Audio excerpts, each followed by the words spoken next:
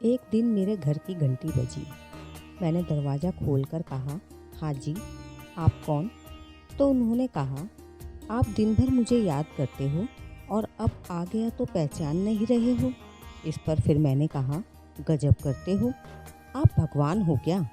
उन्होंने कहा, हाँ, मैं भगवान ही हूँ और आज सारा दिन भर बस तुम्हें ही दिखाई दूँगा, किसी और को नहीं दिखाई दूँगा। माँ ने कहा, इतनी देर से किससे बात कर रहा है?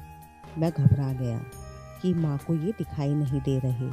अंदर जाकर चाय पीने लगा तो हमेशा की तरह चिल्लाने लगा कि माँ कितनी मीठी चाय बनाई है।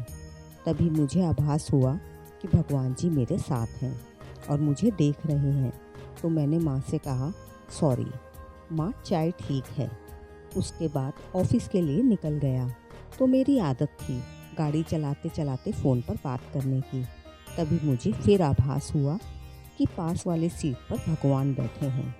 तो नियम व कायदे से गाड़ी रोककर दोबारा चलाने लगा। ऑफिस पहुंच गया और काम में लग गया।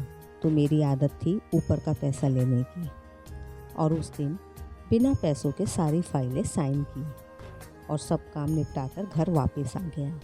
घर पर माँ ने भोजन की थाली लगाई तो हमेशा की तरह कमी निकालता था, लेकिन उस दिन कमी नहीं निकाली, बल्कि पहली बार जीवन में कहा, प्रभु पहला निवाला आप लीजिए। भगवान साथ ही थे ना, पहला निवाला उन्होंने ले लिया। जब सोने गया तो भगवान जी ने मेरे सिर पर हाथ फेरते हुए कहा कि बेटा, आज तुझे संगीत सुनने की या किताब पढ़ने की ज़रूरत ही नहीं है, तुझे बहुत सुकून की नींद आएगी।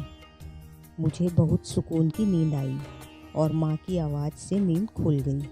तब मुझे समझ में आया कि ये तो सपना चल रहा था जिसमें मैं विकारों में घिरा हुआ हूँ।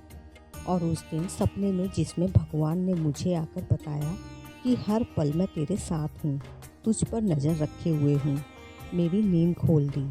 हम सब भगवान की नज़र में हैं। ये सोचकर चलिए, आपके जीवन में सब अच्छा ही होगा।